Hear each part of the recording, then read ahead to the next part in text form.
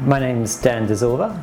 I was at UNSW between 2005 and 2013. I finished there with a PhD in cognitive psychology and an organisational psychology master's. And almost as soon as finishing that, I got a role at Macquarie Group, where I'm a specialist risk culture expert. So I did a placement towards the end of my Masters of Organisational Psychology, and that last placement was at Macquarie Group, and I was quite impressed by the organisation. They liked me, it was a good fit, and we just continued immediately after the placement.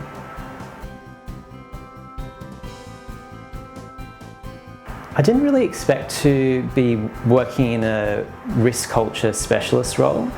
I was looking for management consulting roles, and I tried out risk culture as a placement, liked it enough to continue, and discovered also that actually, because Macquarie does so many different things, it felt like an external consulting role anyway. And what I do is actually visit many businesses across a year. And they all have different leadership, they're in different offices, so I do feel like I'm getting the variety that I originally aimed for, but it's not the exact role that I envisaged when I started my degrees. Yeah, I have many different days, and it depends on what stage in a project I'm in. So at the very beginning, because we'll be assigned to different businesses across the year, I'll spend quite a bit of time trying to understand that business and the environment that they play in. So both the regulatory environment, our similar businesses, our competitors, just to show that I have that understanding, and that at the end when I deliver some reports and results, that it is backed by an appreciation of what the business does. Then there's more of a planning stage, which is more project planning, so around who are the key stakeholders, what kind of timeframes are we dealing with, and offices. And I stress that one because we're in Macquarie, we're all around the globe. Later in a project, we'll be more hands-on with fieldwork, so there I could be interviewing, one-on-one confidential interviews. I could be running workshops, administering surveys, analysing all of that along with a whole lot of HR and risk data. Then that all gets brought together through some team problem solving within the risk culture specialist team, and eventually put together in a report and delivered to the business senior leadership. Yeah, so recently I went on a data analytics and visualization conference. So that was 2 or 3 days long. The presenters flew in from San Francisco, and so we're starting to implement that in our own work, and I've been leading that within our culture team. Other than that, development opportunities pop up all the time, so there's obviously that formal training side.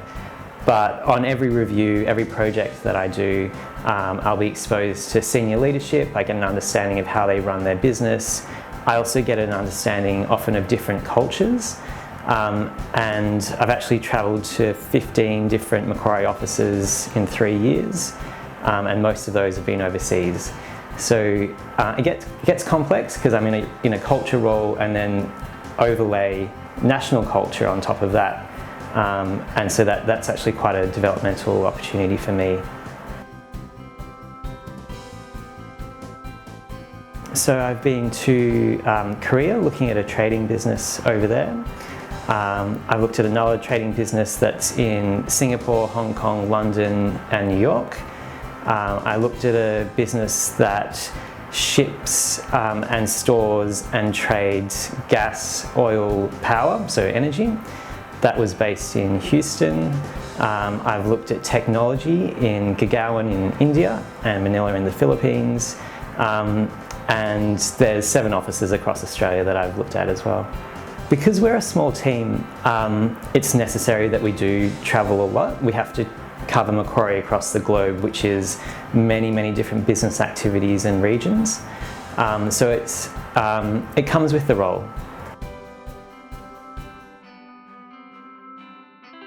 Macquarie does a huge variety of things, and so I really, coming from an organisational psychology background, where I really understood the behaviours and the people quite well compared to some of my peers, what I didn't understand was what all of these different business groups do. And Macquarie's been a great place to start because they cover so much, but with small teams. So some of the things that I've looked at has been asset finance, exciting things like helicopters, down to machinery for small businesses, including mining. There's things that people think of when they think of banking because they have a personal experience there, things like your mortgages, credit cards, transaction accounts. And I've looked at the trading businesses that do shipment, storage, trading of energy.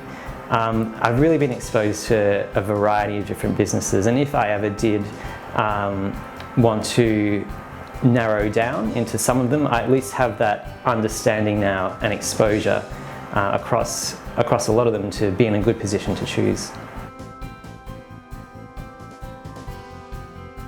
Yeah, so my first tip is definitely to network, and I know that's stated a lot, but I don't think you can overstate it.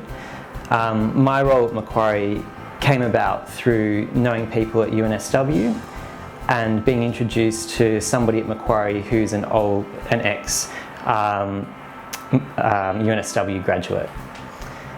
Another tip is use the time as a student to really test out different career options. It is a low risk time when you can do that. I think when you progress, you might feel a little bit more fixed in your career path.